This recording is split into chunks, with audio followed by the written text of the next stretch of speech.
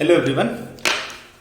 Now we are going to see how to convert a number, decimal number into the p by q form. P by q मतलब rational number में, ठीक है. So this is the way that we are going to see how to convert a decimal number into the p by q form. और वो number होना चाहिए non terminating recurring. Number should be non terminating repeating और recurring. दोनों का मतलब same होता है, रिपीटिंग और रिकरिंग का, कि वो नंबर सेम होता है. एग्जाम्पल के तौर पर मैं बता रहा हूँ 0.6 बार. अभी एक नंबर है, इसको हम इस तरह से लिख सकते हैं. इसका मतलब होता है 0.666 3 डॉट. तो ये बताता है आपको कि ये एक नंबर जो है 0.666 इन इस तरीके से. नाउ अब इसके आगे करना क्या है. एक्चुअली इसका जो तरीका होता है ये बहुत ही आसान तरीका है. You need to understand very carefully. अगर एक बार समझ में आ गया तो आपको सब कुछ समझ में आ जाएगा. तो ये जो एग्जांपल है इसको देखते हैं. 0.6 बार मतलब ये है एक नॉन टर्मिनेटिंग रिकरिंग नंबर. मतलब क्या है कि 6 जो नंबर है वो रिपीट हो रहा है और वो कहीं पर भी टर्मिनेट नहीं हो रहा है. तो this is the meaning of non terminating repeating number. और इसी को आपको पी बाई क्यू में, मतलब आपको रैशनल नंबर में कन्वर्ट करना है, पी बाई क्यू फॉर्म में, फ्रैक्शन में कन्वर्ट करना है. अब बहुत ही आसान तरीके से समझाने जा रहा हूं, थोड़ा सा ध्यान रखिए.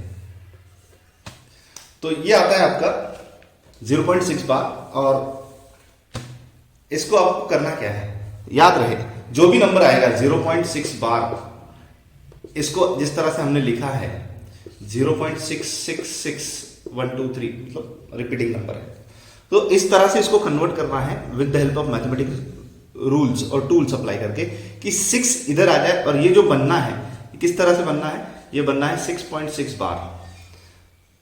आई होप यू गेटिंग कि 6 जो है, 6 जो है वो ये साइड आना है. तो ये किस तरह से बनना है, इस तरह से. अब इसके लिए करना क्या पड़ेगा, मुझे इसको 10 से मल्टीप्लाई करना पड़ेगा. क्यों 10 से, क्योंकि यहां पर एक ही नंबर है, only 1 digit is repeating after the decimal. ठीक है, 1 digit is repeating after the decimal. इसीलिए मुझे क्या करना है, सिर्फ 10 से मल्टीप्लाई करना है. अगर 2 डिजिट होते तो मुझे 100 से करना पड़ता था. अगर यही नंबर 0.6 बार अगर रहता है तो आपको इसको करना पड़ता था 100 से मल्टीप्लाई, ताकि ये नंबर होता था आपका 6.67 बार. क्योंकि ये भी, इसको भी हम क्या कहते थे, ये एक नंबर आपका इस तरह से होता था 0.67676723 डॉट्स. तो ये इस तरह से होता था. तो हमें क्या करना है, इसको 100 से करना पड़ेगा और इसको 10 से करना पड़ेगा. चलो आगे का प्रोसीजर बताता हूं, ध्यान देना. तो मानना है आपको, let given number be X. Let X equal to 0.6 bar. इसको आप बोलेंगे इक्वेशन नंबर 1. इसको आप क्या करेंगे, मल्टीप्लाई करेंगे 10 से. अभी मैंने जो बताया कि 10 से क्यों करना है, मल्टीप्लाई बाय 10. तो ये क्या हो जाएगा, ये बदल जाएगा आपका 10x, क्योंकि ये 10 को x को मल्टीप्लाई करेगा 10 और इसको भी करेगा. तो ये क्या बन जाएगा आपका 6.6 बार. तो इसको बोलना है इक्वेशन 2. अब क्या करेंगे, आप सब्ट्रैक्शन करेंगे. किसका, 2 में से 1 को सब्ट्रैक्ट करना है. You will be subtracting equation number 1 from 2. तो क्या करेंगे, सब्ट्रैक्ट 1 फ्रॉम 2. 1 फ्रॉम 2 मतलब 1 को 2 से सब्ट्रैक्ट करना है. तो क्या आएगा, इसको वर्टिकल स्टाइल में लिखते हैं.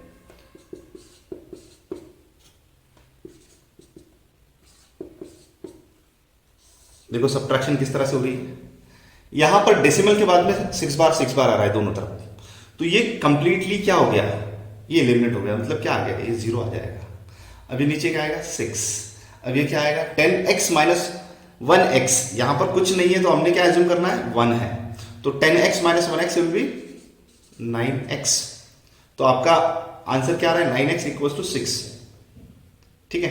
अब इसको आपको x का वैल्यू फाइंड आउट करना है. तो x का वैल्यू क्या आएगा, x equal to 6/9. x equal to क्या है, 6/9. अब आगे क्या करना है, इसको भी स्टैंडर्ड फॉर्म में कन्वर्ट करना है. मतलब क्या करेंगे आप, एक सेम नंबर ये दोनों को एक साथ डिवाइड करता है, वो नंबर से आपको डिवाइड करना है, 6 को भी और 9 को, एंड दैट इज 3. तो 3 से हमको दोनों को डिवाइड करना है. What will be answer, answer will be x equal to 2/3. तो यह है आपका आंसर कि 0.6 bar is nothing but equal to 2/3। I hope you understood. Thank you so much. अभी हम देखेंगे कि ये दो टाइप के क्वेश्चन में कैसा है। यहां पर देखिए डेसिमल के बाद में 2 नंबर रिपीट हो रहा है, और यहां डिफरेंस क्या है कि डेसिमल के बाद में एक नंबर स्टेबल है और दूसरा जो है वो रिपीट हो रहा है। तो इन दोनों के केस में थोड़ा सा अलग अप्लाई होता है। बस मेथड सेम है, बस थोड़ा सा चेंज करना है। अब देखो मैं आपको एक एक तरीका बताता हूँ दोनों का भी। इसको अब मैं शॉर्ट्स में लेता हूँ कि किस तरह से इसको हम निपटेंगे अभी। तो ये देखिए 0.67 बार 2 नंबर यहाँ पर रिपीट हो रहे हैं, ठीक है। तो अब क्या करेंगे हम, जैसे कि मैंने बताया let this to be x, तो let x will be 0.67 bar, या हमने इसको पहला इक्वेशन नाम दिया। अब इसको क्या करेंगे, फिर मल्टीप्लाई करेंगे कितने से, अब यहाँ पर 2 नंबर रिपीट हो रहे हैं, तो कितने से करेंगे आप, 100 से। वेरी गुड, तो 100 से करेंगे। तो 100 से करने के बाद क्या होने वाला है, क्योंकि ये 2 है, तो ये हो जाएगा आपका 100x और ये हो जाएगा आपका 67.67 बार। याद रहे डेसिमल के बाद में जो भी नंबर आता है उसको सिंगल सिंगल रीड करना होता है, नहीं तो ऐसा नहीं बोलना है 67.67 बार। Don't read it like this, उसको 67 बार पढ़ना है, ठीक है।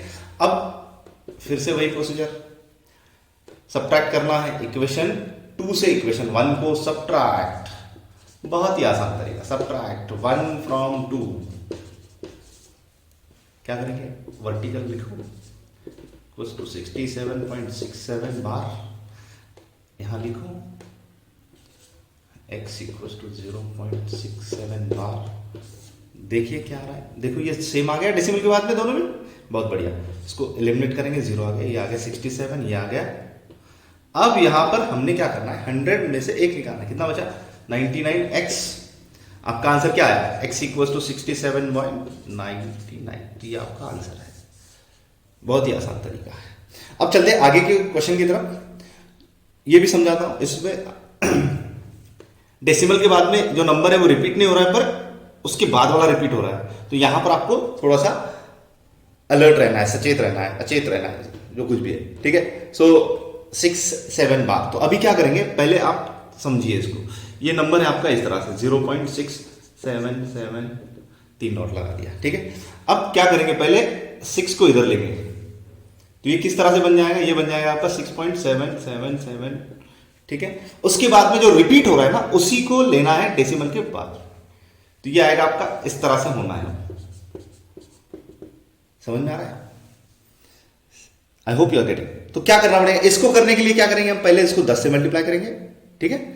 फिर इसको जो ये आएगा इसको भी हम क्या करेंगे, फिर से 10 से मल्टीप्लाई करेंगे, और ये दोनों का सब्ट्रैक्शन करेंगे, पहले वाले के साथ नहीं करेंगे। देखो मैं समझा रहा हूं, ठीक है। तो again let 0.67 bar equals to x, ये आपका पहला इक्वेशन। अगेन मल्टीप्लाई बाय 10,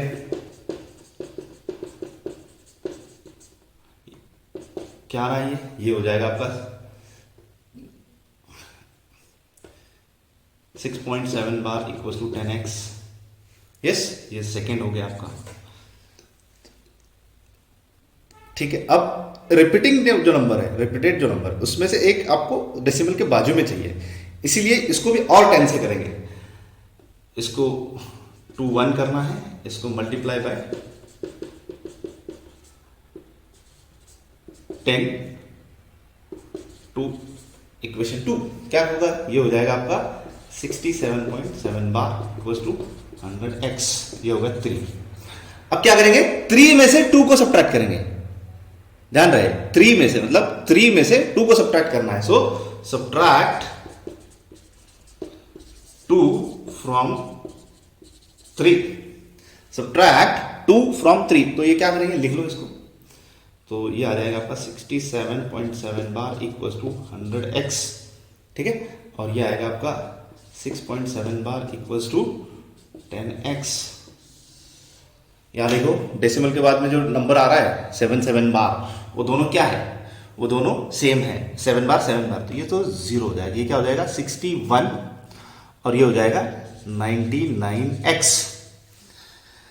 तो आपका आंसर क्या आने वाला है? सिंपल, इस बॉक्स में लिख रहा हूं, देखिए आपका आंसर आने वाला है x इक्वल्स टू 61/99। ये हो गया आपका answer. I hope you are getting. तो ये हो गया आपका आंसर 61/99। तो आपका आंसर क्या आएगा?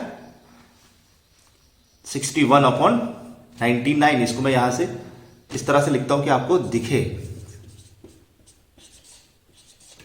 तो ये है आपका आंसर। क्या इसको मैं और भी कन्वर्ट कर सकता हूं?